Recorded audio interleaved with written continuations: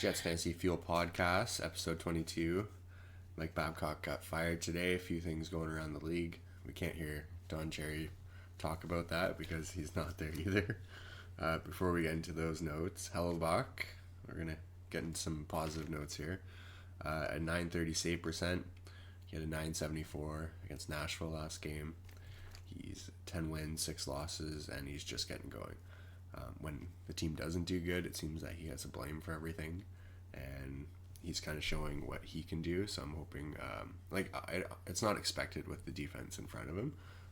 So that 930 is more like a 940 with what he's doing back there. So it's pretty impressive, and I think at this point he's saving Maurice's job. So Maurice should be buying Hellebuck some fine dinner there, some lobster tail, something there. Shelley's on the caster today too. Shelley. Seen you were getting pretty fast out there in hockey today. One of my better games. Yeah. I had fewer people angry at me today. A couple good passes there. To my own teammates, too. Yeah. That was, you caught us by surprise. Scheifele's leading the Jets there. There's no surprise there. 21 points, 22 games. He's got 17.8 shot percent. Last year he had a 19, year before 18.4, the year before that at 20. So this isn't unnormal for him. He's going to keep going at this rate. I think in our earlier cast I had him reaching about 94 points. He had 86 last year, and I think he's got a few more in him. Him playing with Connor it's pretty nice to watch. The way they can play together. Liney can make those passes and do what he needs to, but the main steal on the first line is the Connor and Scheifele show. It's been happening for the last, I don't know, I would say since they got together. It's been like 3 or 4 games since they got together. Yeah. Putting Wheeler at center is a huge asset to the team. He's winning draws. He's playing defense. Now they have this 1-2 punch with like Wheeler, Roslovic, and Ehlers. They're playing really good together. Roslovic stepping up. You can't really trust him at center, and he's a really good wing. He's a good passer, starting to get in the right spots, and you can see that he's defining his role. And I think that's his hard time before, because they kept moving him from wing to center. Now he's just wing on a really good line. I think that's what he was pushing for last year. He wanted top 6 minutes. Now he has it, and everyone was wondering what it would look like because we had no second line center. It seems like that problem is solved. We didn't really want to break up the Scheifele-Wheeler chemistry, but we kind of had to. And I'm honestly surprised of how well Wheeler's been playing at center. Not on the defensive end, but like the whole offensive end too. The face-offs, everything he's doing in the offensive end is great. He's always been a pretty good defensive player. He's big. He can play behind the D. He communicates well, which is important as a center. I feel like the people that aren't as vocal, they just assume, and you can't really do that with new defense. So like having your leader back there to take the most hard position on the team, the second line center, it seemed like that gap needed to fill. So he's a captain at heart, coming in, filling that role, and that's exactly what the team needed. So everything's kind of just coming together now, which is nice to see for them. Obviously, Hellebuck playing that good does help the case too, but it builds confidence. There was a, beginning of the season, they would score a goal and he would let one in right away. He's just making the saves at the right time is what he's doing right now. So it's good to see. Power play, I don't even want to talk about that or get into it there. All I can say is maybe putting Perreault in the high slot there. All of his goals seem to be deflection shots from the high slot. Maybe if Liney doesn't have that shot on the power play, he can a one-time pass it to Perreault in the slot there. It just seems like he's always giving a target or getting a piece of the puck, and kind of like a Pavelski, like just always like his hand-eye does seem pretty good. Can't say much for the rest of his game, but putting him in the high slot in the power play would be pretty nice. But I actually think that the reason that Perreault gets out in the power play now, excuse me, is the same reason that we're seeing periodically Kopp on the first power play unit. I think what Coach Maurice is doing, I haven't got enough evidence to prove it yet, but he seems to reward the players who draw the other team into a penalty by letting them be on the power play that got the penalty. There's something about that I actually kind of like. Yeah, well, he'll piss you off and then you'll retaliate against him. Like, you need those kind of players. He's like, who's the best at it in the league right now, would you say? Domi from... Kachuk. Or Kachuk. Yeah. Yeah. Which one, though? I'd take Kachuk. On Calgary. Yeah. Yeah, I would say he's the best at doing that kind of stuff. He you just get pissed watching him. Kind of like Tyler Bertuzzi on Detroit does the same kind of shit. Like, he can pull it off. You like to have a guy like that on your team as opposed to have to play against him. Yeah. Like Perreault. Playing against Perreault would be very, very unfun because he whacks, hacks, kicks, bites. He does whatever he can to try to gain that puck because he's not the biggest guy, but boy, well, he's faster this year without all that hair. He's a smart player. What are you looking at me like that when you say the hair thing? Oh, and gray wings there. They were going to take up a collection to get me a haircut. That's embarrassing. It works for you though. I don't know. It somehow does. You got the hat line. I used to have that.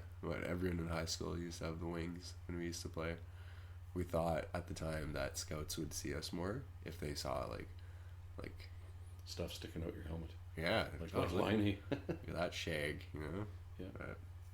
But, goalie topic though. What are we thinking on Brossoit there? Well, in the games that he has played, he's battled for the wins that I've seen. Yeah. I don't know. It's hard to complain about the goaltending when your number one goalie is carrying the team on his back. No, I'm just saying, like, I'm kind of happy with how he is.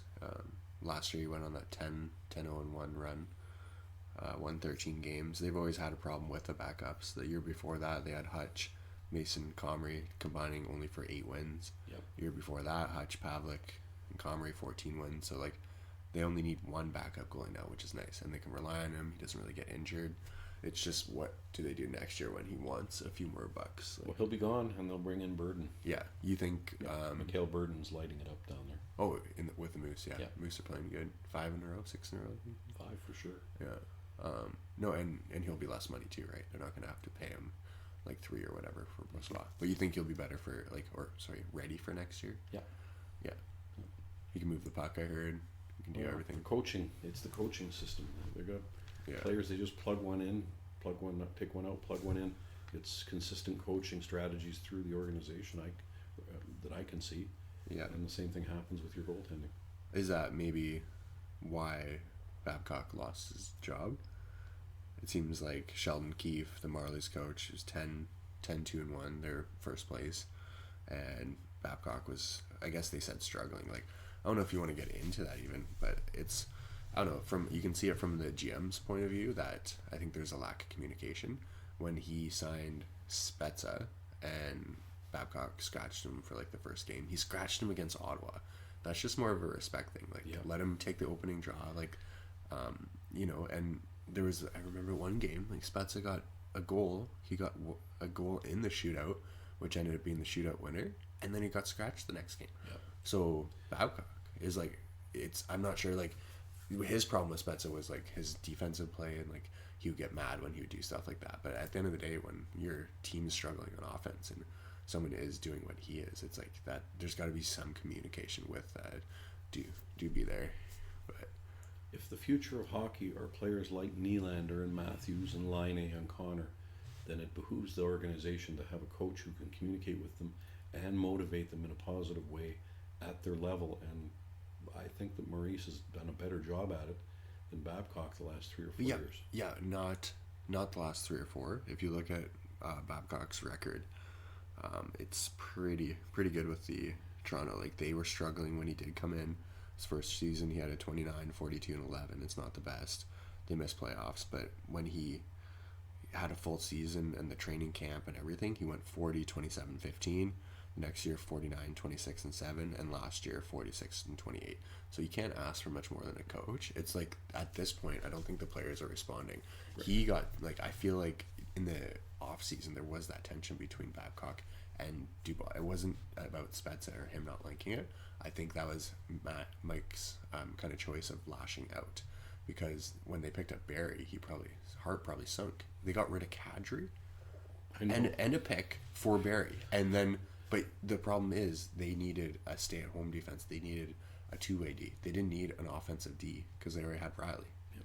You're cutting into his power play time. It's like, it's not a good fit. So right from that moment, I knew Babcock was probably like, scratching his head a bit. They knew they were going to pay that much for Marner, so I'm not even going to go into that.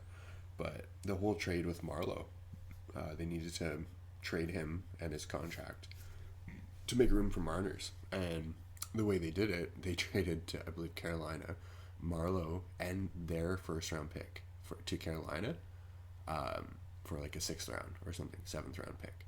So the whole fact is like they could have, for one, probably traded the contract for a 3rd or 4th round and Marlowe. It wouldn't have had to be a first or a player or a prospect. I feel like after that trade, everyone's like, oh, great, so we don't have a 1st round pick next year. The whole idea of his structure and what I thought he was doing was, okay, we're going to spend $11 million on Tavares. We're going to spend $11 million on Matthews. We're going to spend $11 million on Marner. That's fine, but you're going to need your 1st round picks in these upcoming years because those are the players that will be your depth, and you only have to pay them about $1 million or just under for 3 years on their entry level deal. So it's like you're banking now that some of your prospects do filter out, because if they don't, those trades are what's going to ruin your team.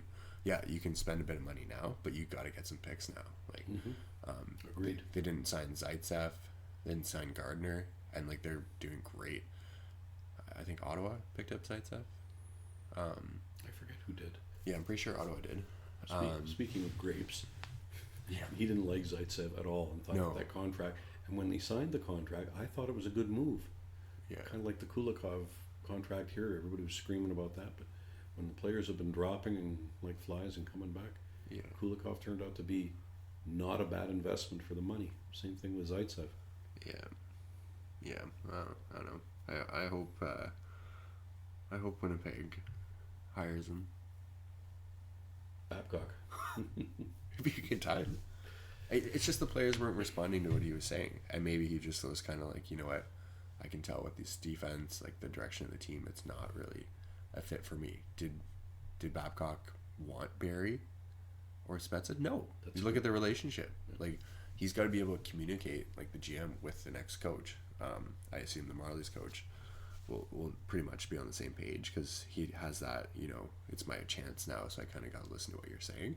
But it would have been nicer to have that relationship where Babcock's been around the league. He's, Shanahan has huge respect for him. Like, won the cup there in 2008 in Detroit. They had that connection in Toronto. I guess he flew down to tell him in person that he was fired. So, class act by Shanahan there. Yeah, I agree. That's something you wouldn't want kind to do. do. Kind of the opposite of how Florida handled the Gerard Gallant situation. Would well, they basically cut him loose and he had to take a cab himself to the airport to fly home. Really? Yeah. That's not classless. No. Mind you, that's the same city that only had 2,000 or 3,000 fans in the stands for the last game. Yeah, but I don't know, if you look at Babcock's win record, 700 and 400, like pretty much 500 and 164. Like he's pretty. His win record is pretty hyped there. I'd pick him up in a second. And well, he's got that one thing that Paul doesn't have. What? Stanley Cup ring. That does count for a lot. Guys who know how well, to win. the amount of years Maurice has coached and to not have a cup, or he made it to the finals with Carolina one year. Yep. That was a good team though, but Ward did kind of bring him to the finals there. I don't know if that was, but that was the year after.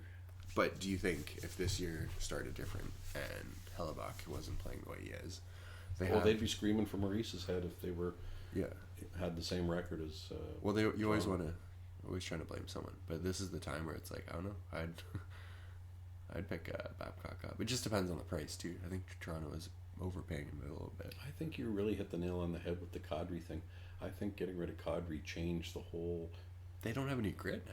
Well, it's not just the grit. It's the message it sends to the other players. You give your heart and soul to an organization, back up your players. Kadri got suspended both times, but both times it happened, he was either defending a teammate, which is cool, or defending himself, which he had to do. Well, by the way, that would be the same Nazem Kadri that Don Cherry years ago pointed out wasn't getting a fair shake with Toronto.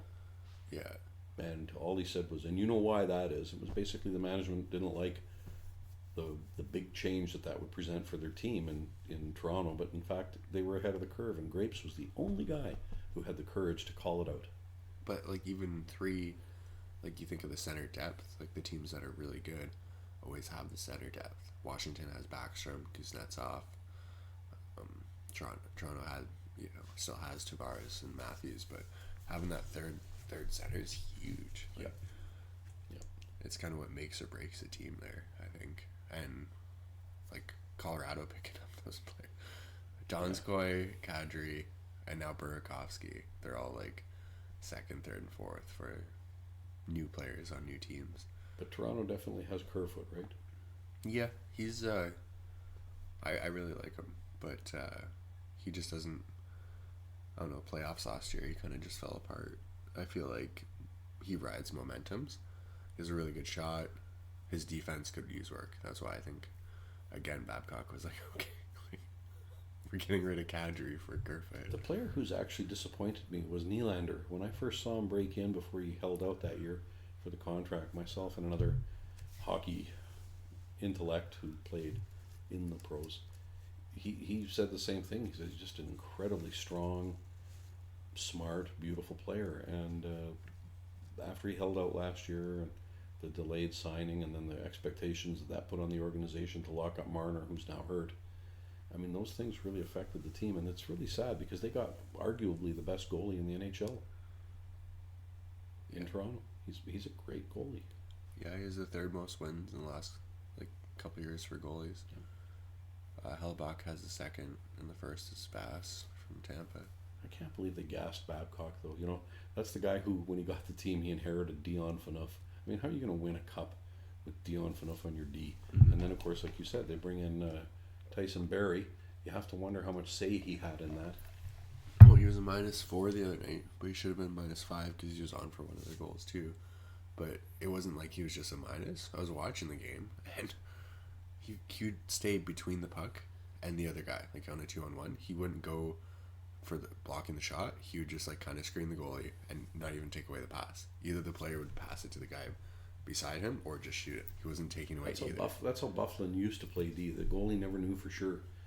I would rather have a goalie trust that he knows what the defenseman's going to do every time, and then he can focus on his job. But you can't do that if half the time the defenseman's not going to break up the pass to the open guy on the 2-on-1 or on the 3-on-2, or if he's going to slide in there at the last minute, or worse, like Ron Hainsey, get on his knees in front of the goalie so he can't see the shot as it's coming in from the high slot at 100 miles an hour. Well, yeah, he's... I mean, Babcock inherited that guy too. Yeah. And, like, I don't know. It's just so hard to watch players like Barrie. Like, it comes down to, like, he pretends to want to block the shot, but he never does. It's not a coincidence. Like, Giordano, there's defense, like Ekholm, Josi. Like, you can tell they're trying to block the shot because they're getting in front of it, their ankle's there. But Barrie, straight up, like, I don't know if he doesn't want to get hurt or whatever, but you can tell he's not trying to actually block the shot. He's just going through the motion, which ends up screening the goalie, messing everything up. Yep. But yeah, not a good fit. I think I'm surprised that Babcock got fired before Dubois, before the GM there. But is that his name? Dubas, isn't it? Dubas or Dubai? I don't think it's Dubois. I'm just gonna call him Doobie. Doobie. Okay, that's a good one. I'm going with that. Yeah, I thought he would have went first before, just with the off-season trades. But yeah, good luck to the Marlies guy. Should be all right there. You got the same name as him. Well, they got Hutchison down on the Marlies too, so that's got to be good. I felt bad for Hutch getting sent down, but he had his opportunity, and he once again couldn't do the job when he needed to. How about Schneider? There's another one. Clearing waivers. Yeah. And Andrew Ladd. He used to be good in Vancouver, right? Schneider? Yep. Yeah. So was Eddie Lack, and I thought Eddie Lack was going to be the next up-and-comer, and it never happened. Apparently Kovalchuk hasn't been getting played, so they think he's going to get traded. Well, he's going back to Russia. They're just trying to figure out how to do it, Yeah, but they still have to pay him. You probably want to trade that contract before. But who would want him? I know. I don't know what happened to him. He just kind of fell apart there. His shot, everything, his speed, his defense. The game's getting younger and faster. Mm-hmm. Yeah, I just expected more. Like, watching him in the league when he was before, he's a totally different player. Like, I was expecting a little more. It would have been cool for him to come here, but our GM's a little smarter than that. But yeah, going back to the games, Nashville one. I'll let you take it away on there. You thought Roslovic? I thought he stepped up. Yeah. But the most important thing in that game, other than our goaltending, once again, was the play of our captain. I've been really, really critical of Wheeler for the last 2 or 3 years, like I was with Little 2 or 3 years ago, and Little totally changed the way he played over the last 2 years, and last year was his best year. Well, the game I saw Wheeler play against Nashville proved to me that he's a focused, respected leader on his own team, and that's an important thing for a captain to have. It's not about the drama or the apparent response to a bad situation. He's just all business. The entire team is like that. You look in their eyes, you can see they actually seem to be pulling the same way. They give up 30, 40 shots, but they don't panic. They don't buckle under adversity. And I'm actually surprised, quite frankly, by what I'm seeing from the forwards. They're playing way better D in their own zone than I've ever seen them play as a group. And when you're D in your zone, when your forwards are doing their job or trying to, and you have goaltending, you have a chance to win almost every game. Yeah, about 9 1-goal game wins, so they're showing that they have the resilience. They can like keep a lead. Obviously, Hellebuyck getting a 974 save helped, but Jets only had 25 shots too. He kind of bailed them out. Yeah. I don't know if you noticed how many shots Nashville was blocking. It was ridiculous. They had 20 plus block shots between their players. That's something where they're dedicated to the defensive end almost to the point where they kind of forget to play offense. They've always had a struggle, like bringing in Boyle. They thought that was the answer. Simmons, because their power play sucks. Like it's not the players. I think it's. I was surprised at how invisible. What's his name? Duchesne. No, the one you thought was Canadian. Johansson. Yeah. He was invisible. He's usually a dominating player against the Jets. Yeah. Didn't notice him at all. No, Johansson. He seems to have, like, ever since that Columbus trade, kind of hasn't been the same player in Nashville. I just don't think he fits their system well. He's more of an offensive player, and they don't really play that kind of game. Like, even Duchesne is kind of like, fuck, am I playing with here? Arvidsson's good, Forsberg. If Duchesne could get on that line, I think that would be the trigger for them. But whatever, it's a huge game. Central Division rivalry. They needed that Nashville to lose and not get any points in overtime. But Spiza only had like 12 minutes of ice time. You can understand why when you watch people go outside on him and cut to the net way too easily. Really? Yeah. He blocks a lot of shots, but he doesn't seem to recognize when he has to cut down the space. Yeah. Like his gap control, I guess, could use work, but and his pivot, maybe his backward crossovers might be weak. Yeah, well, like he wasn't playing. Like you gotta realize he wasn't playing until like a couple weeks ago. So what he's doing right now, I think is really good, and he'll like I said, he doesn't have that highest ceiling, but he's pretty reliable. He'll probably get back to game skating speed and probably like that's a week good or point. two. Same thing with Bolio. I mean, when he got back, his first game back was a little bit of a struggle, but you expect that. But I did notice in the Nashville game that one of the few defensemen who cleaned up anybody that was going to go near the goalie, and Bolio was one of them. He got into it pretty good. Forsberg tackled him, took him down. Looks like a hyena out there. Well, I hear stories about him and his dad being pretty tough guys from Montreal. Yeah. I won't go into the details.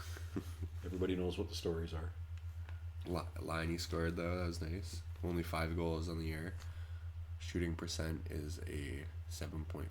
So we know that's gonna double. That's gonna double. So I think him having that is a good sign that he's still getting assists. He's still playing good. He's getting the play. He's playing defense, and he's not too worried about just scoring. And last year that was the problem. He wasn't scoring and he wasn't doing anything. This year everything's working. His forecheck is way more tenacious, and his backside pressure. He's good on the boards too this year. So I'm impressed with what I see, and I think everything will just come in time. With that line just getting chemistry going, it's huge. Connor, his shooting percent is at an 8.9. Another one that could double.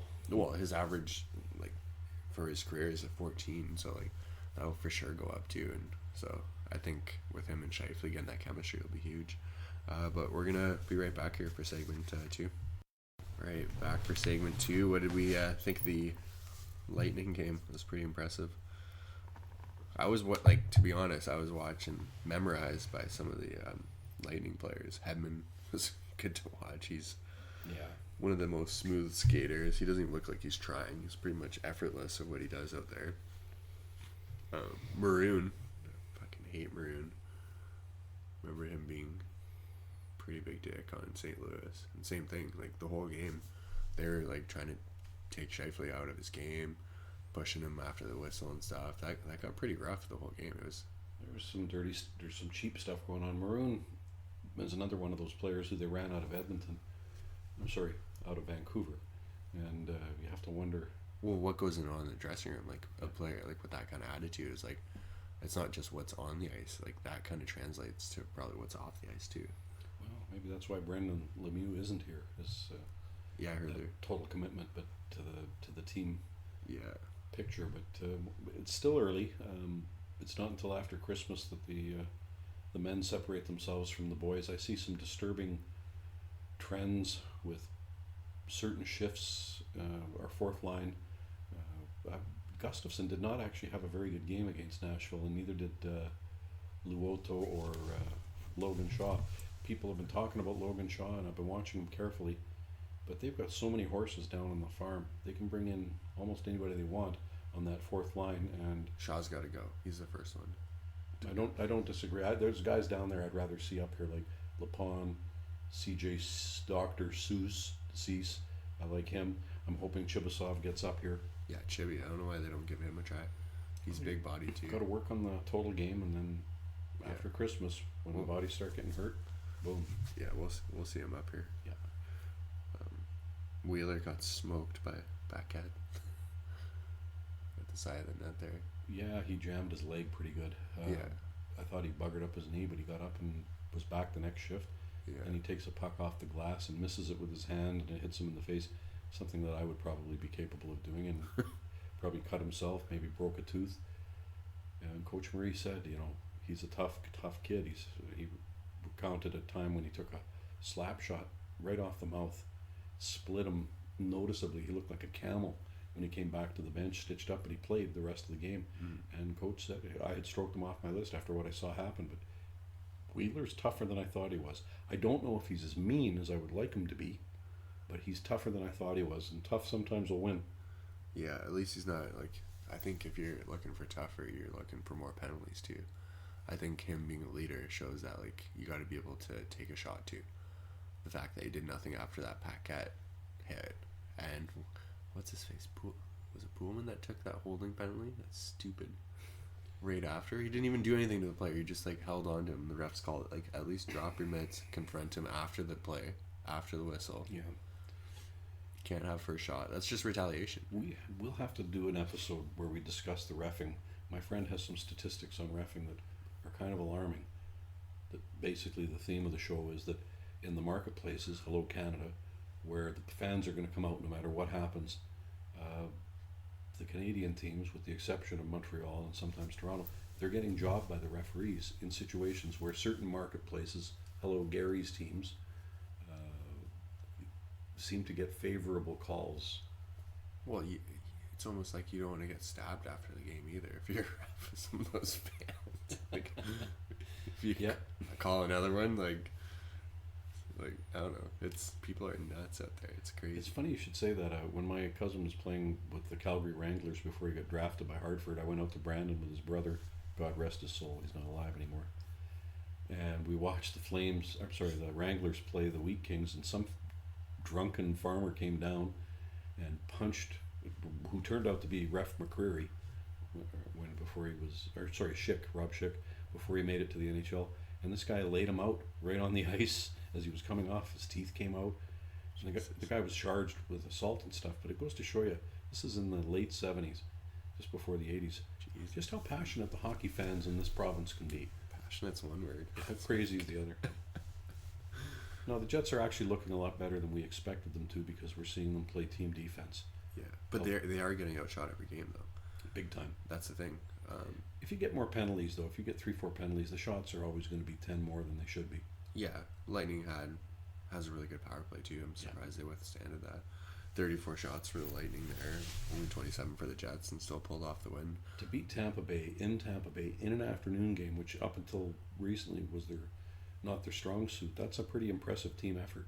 It is, but I don't think the Lightning are playing like they were last year at this point. Like, obviously the record shows that, but like just watching them, That 4-0 game with Colorado was the wake up call for the organization, right? Yeah. Well, like,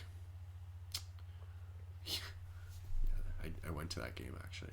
It was pretty. It was a good night. A military night there. A little shout out to everyone there. There was a dude in the crowd. They said he was 101 years old, and he didn't look a day over 80. Oh yeah, I saw that. Yeah. Certainly looked better than Crappie. God rest his soul, he's not alive anymore. Mm-hmm. Crappie wasn't wearing his poppy because he's not here. But no, it's cool that they have that for the military. I knew like a bunch of, like, they all get their tickets for free. They get to pictures with them after. One of my friends got a picture with Connor and Shifley like after the game, like for military appreciation. Yeah, it probably still doesn't look as good as the Connor jersey that I saw most recently on Facebook, though, does it? That was a good post. Inside joke, sorry, you'll have to look. A little Shout out to Mr. Mike's. Yeah, check out their Instagram. It is pretty sweet. No one even knows about Mr. Mike's. It's a super good restaurant. It is. Kind of Sim McGillivray there. Really good food, really good drinks. They're pretty top notch. Good parking, good location. Yeah. Not to be mistaken with the Mrs. Mike's, I think it's called, or is it Mr. Mike's? The burger joint on Taché. I think That's Mrs. Mike's, yeah. But no, they're starting to blow up. All my friends in Alberta know about them. There's like 40 stores out there. There's only like 3 in Manitoba and Ontario, but they're starting to pop up. Definitely some good steak there, for sure. That's what I heard. Good steaks. And just a little cheaper than some of the high-end places. It's like right in the middle. Nice. Yeah. It's not like a Montana's, but it's not like a keg. It's like middle pricing, but I think it's better food, for sure. That's a great description. Yeah. I like myself a good Caesar and bar, too, so it's nice to... Worth the trip? Yeah. For many reasons now. Yeah, Granville makes their house beer too. Pretty hype. But yeah, that Colorado game, having a third string goalie. Grubauer's injured. Like, I was just surprised how the game went. I was expecting the Jets to smoke Colorado. Landeskog's out, Ranton's out, Wilson's out, Grubauer was out, Bellemare, their penalty killer. Right. Had a concussion the game before, so he was out. Zadorov, their best defense, he's definitely in the top 4. And they come in here with the third string goalie after this backup goalie gets knocked out. After a wounded team of Colorado, and it didn't even look like McKinnon was trying. Like, I've seen him play at this next level where he gets mad. If like someone pisses him off, he'll get mad and play it like in another gear. He wasn't even doing that, and he still had 4 points. He hit the post on a breakaway, could have had a hat trick. He was something else to watch. He was the best player in the league and still is. Yeah. Him and Makar finally having that chemistry there. I think with all those other injuries, they've been forced to play with each other on the power play. And that pass McKinnon had to Makar. Makar deked out. Perot slid in the corner there, and then Makar just shot it. Poor Pirouette. Perot's still looking for his jockstrap on that. Yeah, that was something to watch. But it's just like a quick release, and yeah, it's not even like Colorado played that good. They just took advantage of their shots. Jets had no goals, but I'm pretty sure Connor should have had a couple there where Werner kind of came over and he looked so calm. Yeah. Like, it's his first NHL game ever. He probably wasn't expecting to even play, and he just looked really calm out there.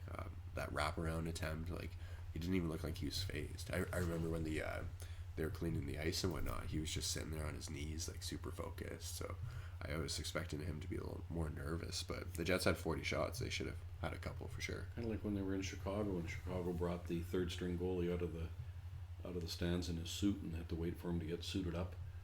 And Bufflin couldn't beat him, and Liney couldn't beat him. They won that. The Jets lost that game too. Was it Chicago? Yeah, with the third stringer. By the way, the backup goalie for Colorado was a guy who played for the Winnipeg's, I call them Winnipeg South still, the Winnipeg Blues, the old Fort Garry Blues. And I remember watching him as the backup for that team. He's a pretty good goalie. Played at U of M for, I think, about 4 years. Mm-hmm. Not a bad goalie. U of M, the place that spawned Wayne Fleming, God rest his soul. super coach, and of course Barry Trotz. Yeah, oh Trotz either. But no, it was a good game to watch there. It was kind of hard to watch Jets power play though, with Yeah. Liney being on the second one and it's just not working. That one didn't make sense to me either. What'd you think of the Dallas game there? Good overtime win. Kopp was playing in the middle of the power play. If you didn't notice, I don't know what they're doing there. Was that Dallas? They Yep. play Dallas tomorrow. I'm talking like the game before Colorado on last Sunday there, the 10th. They had Kopp playing in the middle of the power play. I was pretty. Was that Dallas again? Yeah, I was surprised to see it. That whole Oh, they were here. Right. Yeah. Right. They were here. Right. Pionk had a really nice pass to Liney on the power play. Yep. Pionk had a good game that game. I forgot about that game. It's easier for a right-handed shot to take a pass from a righty. I think that's why What was the score in that game? 3-2 for Winnipeg in overtime. Yep. Scheifele had that really, really nice 2-on-1, and he didn't pass it, which he normally does. And I think the defense was cheating over, and he just ended up sniping it. So it's nice to see him finish on that for sure. Morrissey's always seems to be leading them in ice time. He had more than 25 minutes that game. Was the Dallas game? It had to be a home game then. Yep. Yeah, it was the last time. Yeah, Dallas was here. I'll be darned. Wheeler had 5 hits. So you're talking about tough. Oh, right. There you go. Yeah. Kopp had 8 shots. Yeah. I don't know how you manage that. Probably playing in the middle of the power play, but that's why it's not working. Perreault should be in front of the net. Like there's no debate on Kopp and Perreault's offensive skills. Like Right. Perreault's a little. Burrow was a gifted player. Mm-hmm. Good hands. Yeah. What'd you think of the Florida game? Another 1-goal win. Well, it wasn't pretty. No, 37 shots for Panthers. Yeah. Jets only had 30, so they got a Goaltender good stole shot. the game. Yeah. In my view. Yeah. Cool little fact: Liney hasn't scored on Bobrovsky yet in his career. Seems that like Bobrovsky has his number there. Brossoit played well though, for backing up. He had a 919, 34 saves. I thought some credit for his numbers was Scheifele. Seemed to be like the second line of defense coming back there. It's like he's just starting to play the defense that I always knew he had him in him. And what does good defense translate to? Good offense. Yep. You say, the momentum swing, you keep the puck out of your net, Well, that's it. you break it out, and it's a slower process. It doesn't happen as often, but you're consistently knowing that when you beat your defense, you have to beat Scheifele too. He's the second line of defense back there, so I think He's 3 defense people back there. Yeah, you're right. he's just skating more, so he has more energy to do that, go back. I like their system with centers now. So Wheeler's been coming back low, like Scheifele was doing quite a bit last couple of years, and then picked it up again recently. yeah, I was a little concerned actually about Scheifele's defensive game, but he seems to have picked up the urgency. yeah. Wheeler and him at center, it's working out. Morrissey had a really nice goal that game there too, I thought. But the Jets have the fewest penalties in the league, which is kind of a cool fact. It just means that if you look at it from a big picture, it just means they're not chasing as much. A lot of the teams that are leading in penalties, These are not a slow team. The Jets are Yeah. definitely fast. the teams that are taking penalties, people are slow, so someone goes by them, they have to hook them or hold them. We don't really have that problem here. We're not chasing, you could say. Right. And when you start chasing and it gets sloppy, you start to take penalties. So I think the structure is working, which is nice. I just think with the structure, eventually it's like, okay, like we're playing such good defense that I think I don't know what the next step is of getting some more shots, because we're getting outshot every game. But yes, we have a system in play where we can play with a lead, keep it, and just play defense. But at some point, you got to be able to break out, and like I want to see them get like a 6 or 7 goal game. Like it just seems like they're always getting like 3 to 4. Yeah. Like they, I think, need a 7 or 8 goal game where Connor gets 4 goals. It's almost like they play with the lead, and then they try to clamp it down with their work ethic and defense. And quite frankly, that's how you win in the playoffs. Yeah, Oh, they're playing playoff hockey right now. Yep. But The two things that scare me about the Jets still are the play of certain defensemen. One of them is Spiza, and the other one is Kulikov. Sometimes, I mean, Kulikov, I love watching him play and his passion, but sometimes he does stuff out there that make Dave Babbage and Dustin Byfuglien on a bad day look good. There's no rhyme or reason for it, but he has a heart. You watch him when he does make a mistake and he knows he's made it. He doesn't overly compensate, but he busts his butt to get some type of advantage back. I like players that have the heart, and Kulikov has the heart. That can be coached. yeah, Kulikov's horrible. There's no. He's Once his contract's done, he's out for sure. Yeah, I would pay him $1.5 million. I wouldn't pay him over 2. He's making over 3. Yeah, I agree. But when they brought him in here, it was because they knew that they had injuries with the D, and they seemed to be unable to get through a season without getting hurt at least once or twice. Yeah. Malcolm Myers and Byfuglien. Funny, Byfuglien's not here, and the team seems to be managing okay. Ooh, I didn't see that coming. Nor did I. No, I did see that coming. Oh, okay. Well, I'm just thinking that if all of the story is not true about how these grievances came to be, maybe this is all a micromanaged program to have the holy buffalo come down from the mountain after the playoffs, if after the Christmas break and All-Star break, if they're in the playoff hunt, and he would be received with open arms, I think. So that means they're going to court, I guess, with his lawyers, right? They're ironing out the fine print. Mm. Yeah, because he wants to get paid, and they don't want to pay him. But he's been in. But we all know he's getting paid. So. He's been in Manitoba long enough to believe that he can actually do nothing and get paid for it, but it's unfortunately not possible unless you're a government gambler.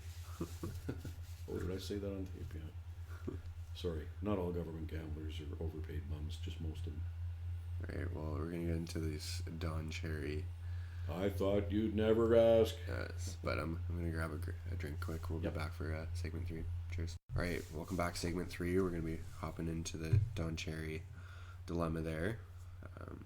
Before I guess we get into like a controversial talk, I want to point out some of his career highlights there.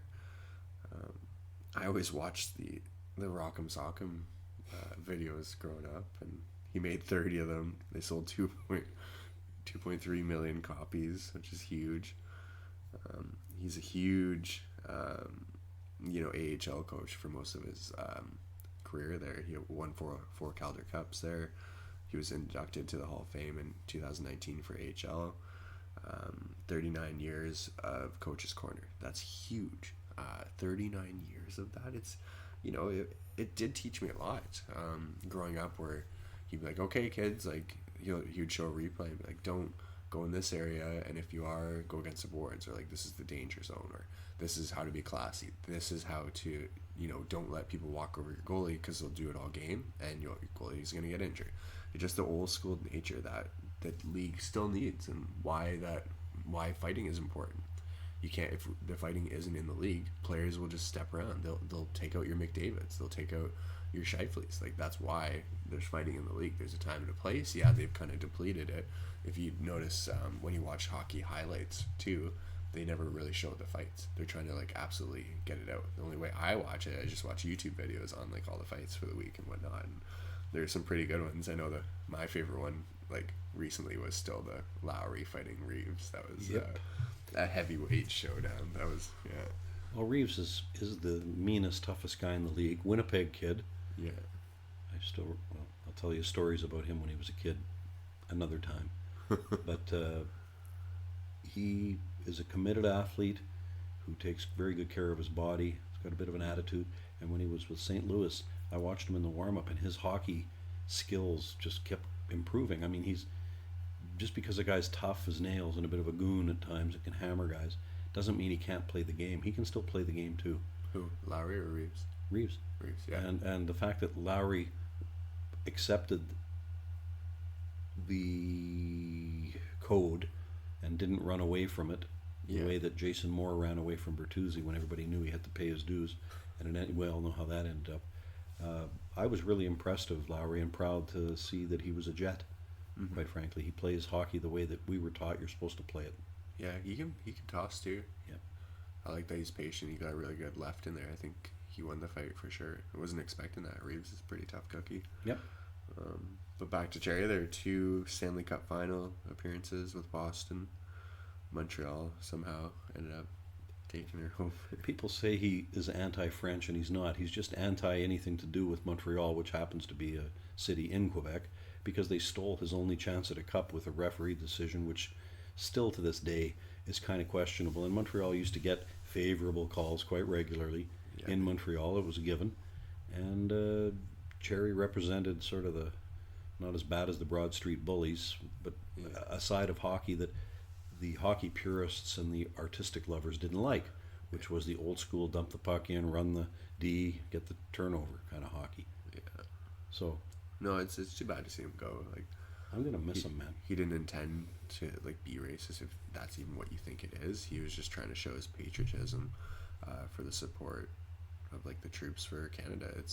He's always been a huge advocate for police and giving like moments of silence for that, and shouting out to like community hockey teams that are doing like fundraising and events for the community. He's super like no one else really does that on TV, where they actually shout out to small towns and certain people for doing things that they should be. They're going extra and doing things for other people. And just the way he's worded it, you could tell in the last 3 or 4 years, like he was kind of losing it. And it really, whenever me and Celine would watch the games, that used to be our favorite part of it. Like, Don Cherry's lost his mind. What's Like, he gonna say this time? yeah, and like I think the problem was that he should have, maybe a couple years ago when they switched to Rogers, that's maybe the time where they could have had a ceremony, like, hey, thanks for your whatever. But the fact is, like, it's live TV. They're not recording this. I'm pretty sure Rogers, as part of the deal, insisted that he be there for the transition period because they couldn't afford to lose one TV viewer, let alone thousands, because of the amount of money that they overpaid. Yeah. And are still overpaying for the rights. And there's a lot of people I know, guys I play hockey with, they say they turn the TV off now. They're not watching Hockey Night in Canada. They don't care. They can watch on the internet. They can watch whatever they want. And because of what's happened with Cherry, Rogers has just shot themselves at the foot. Yeah. Like, I'm probably not going to, like, I'm with Bell. I'd never go to Rogers. There's just the whole, like, I bought the Rogers pass like, a couple of years ago, and the connection's slow. The commercials, like, there was none. Like, I always complained that, hey, when between periods there's always commercials, and that's why I don't have cable or TV. But I fucking missed them. Like, I was just sitting there, and there was a blank screen. Yep. And you're like, really? Like, This is the best we can get. Yeah. There's no, like, nothing going on between there. I'm kind of glad they overpaid the NHL. Obviously, Gary Bettman, Batman, knows what he's doing to save the day for the NHL. But we'll see who we can trick next when that contract's up. Well, I don't think it'll be CBC, and it won't be TSN. Apple or Disney. Disney Plus. Oh, man. Oh, that hurt him. I forgot about the Anaheim Shuffle. There's another team that we should talk about sometime. I'm calling it Disney's going to overpay next. For us. They're buying everything. You might be right about that. Or Apple. Or Crave. Just to own it. Yeah. Or Crave. They just bought a bunch of HBO. I don't know. I'm trying to think of which multi-millionaire, billionaire wants to be arrogant enough to say that he owns Canadian hockey, and there's only one that I can think of, Elon Musk. Just to pay that money, just to say. Just so you can say, I own hockey now. Yeah. That would be funny. Yeah. But no, yeah, it's too bad. I think everyone kind of blew it out of proportion to the point where if you knew anything about the guy, he's not racist. He's all for the people. The worst thing about that, Blair, was watching How Ron everyone McLean, reacted. how Ron McLean reacted when it was happening, and after it, when a backlash started as it was cooked up on the media. Just to save his own ass. Well, it was worse than that. Don Cherry, after all of the things that he's done for Ron McLean, do you think anybody would give a rat's ass who Ron McLean was if it wasn't for Don Cherry? Not in a million years. Yeah. Yeah, the comments he made after about it, like, kind of throwing Cherry under the bus for it. Like, and it just got worse as he tried to explain why and how he was. he didn't. He's the one that like. he didn't say anything because he's used to Cherry saying that kind of whatever. Well, he could have jumped in and said, well, Yeah. now wait a minute. When you say that, what do you mean? He could have asked for clarification. He didn't. Yeah. Because he didn't think there was any reason to. Well, It wasn't until all the crying people who, I believe, were given the mistaken opinion that when people come to Canada, they can make the majority do whatever the minority wants. Oh, wait a minute, I forgot. That's actually true. Look at the RCMP and the Sikh and the headwear for the police force, which was changed after 150 years to accommodate one person. Well, that's the thing too. It's like I'm huge. Like I grew up in Canada. I'm Canadian, and what did we have? We sing the national anthem. If you don't want to sing our national anthem in school, you can get the fuck out. Like seriously, like you're in our country. It's like we accept everyone, and absolutely we want to. I'd be willing to accept anyone in the world if it was up to me. But there are certain rules that we have here. We're not saying you can't like preach or say certain things. We're saying that it's, you know, we want to be able to say Merry Christmas. Well, please don't expect me to take it off the table after 10 generations, 5 generations, 4 generations. I know what the answer is. Oh, well, just because that's the way it was doesn't mean it was right. That's true. But change isn't going to happen immediately. Change takes time. But what happened to freedom of speech? That was like what Canada was about, right? So I guess if you're getting paid by a corporation, it's suddenly no longer freedom of speech, it's freedom of expression. yeah. And the speech thing can be interpreted because language is measurable. But you could twist it around any Yeah. kind of thing to make it sound like that. Yeah. But it's just the whole point where it's like he's so passionate about the military and the police force that it kind of like put a hurt on him when he sees people not wearing poppies. Like, you know, like I have a few friends that obviously honor it and like maybe didn't like buy a poppy. It's not because they're cheap or whatever. It's just his comments around it were more so like the way he executed saying it. He could have said everyone, because it's not just immigrants or anyone he was like apparently talking about, which he didn't even mean to. It's everyone.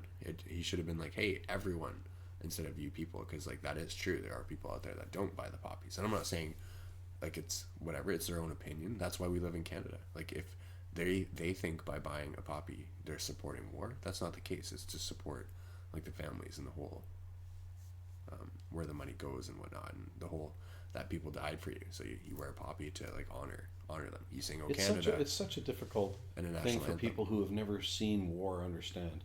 I listened to a fellow who's living down near Osborne Village, and he said on Remembrance Day, the first year they were here, after they escaped from, I believe it was Ethiopia, someplace where there was war going on all the time, and they were in not a holding camp, but a refugee camp, and then they came here. And when they heard this fellow said when he heard the cannon going off for the 21 gun salute or whatever it is, they fire for Remembrance Day. I'm not sure the exact number. The sound scared him, and he actually told his wife. He said, "Oh, it sounds like there's fighting going on again."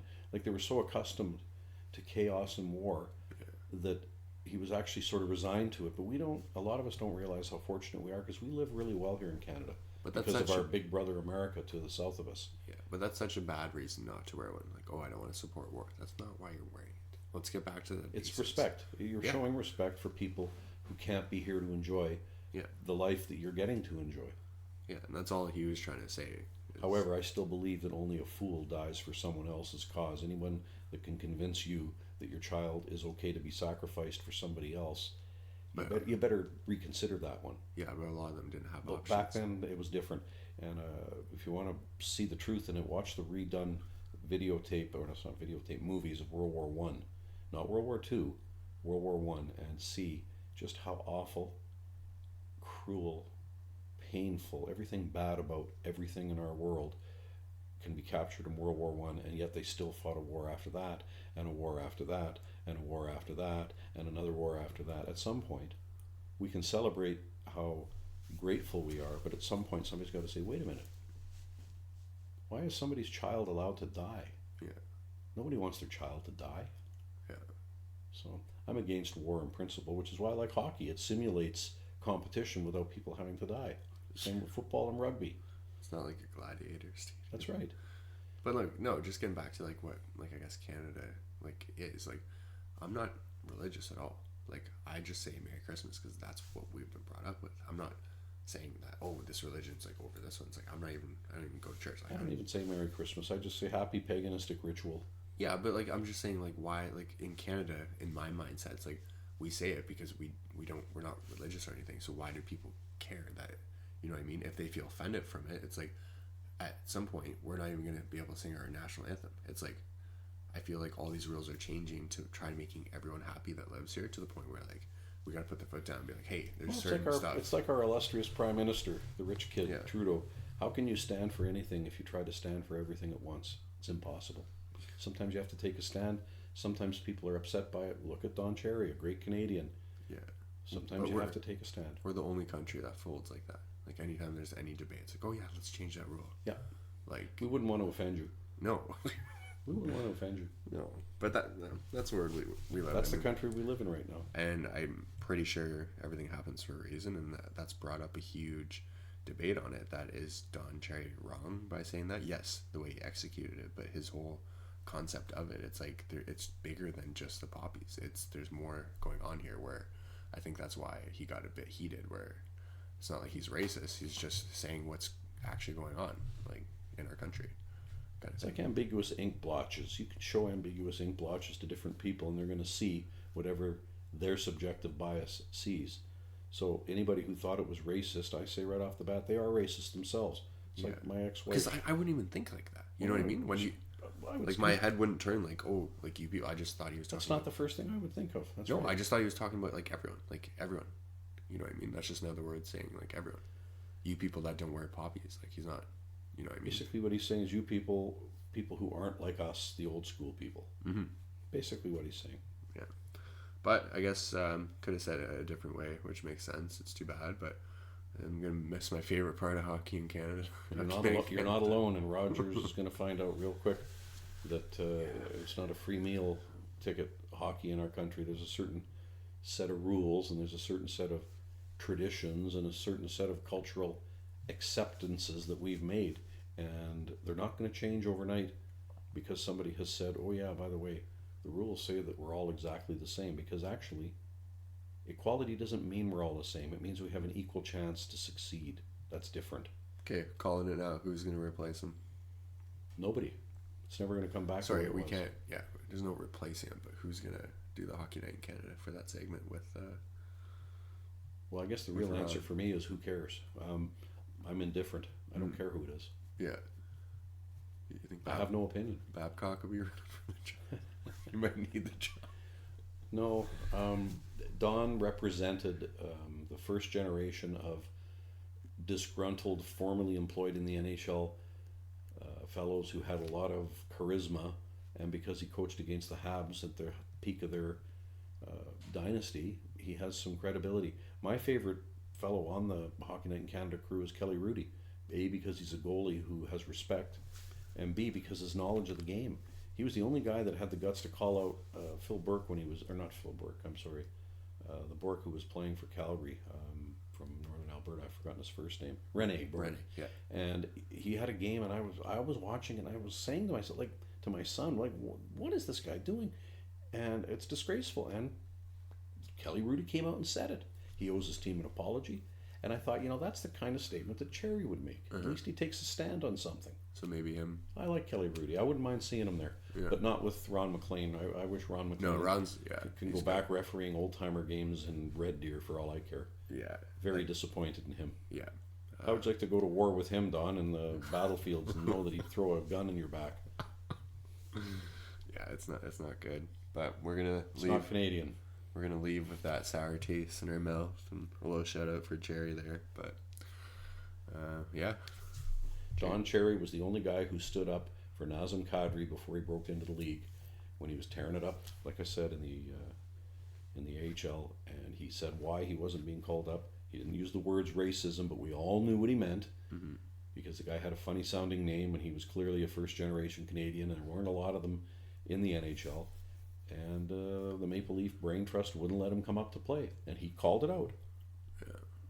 Yeah. You don't hear anybody talking about that, do you? No. That's too bad. That's kind of why I wanted to go over some of his accomplishments, and I have learned a lot from Don Cherry, like stuff that you don't really learn anywhere else.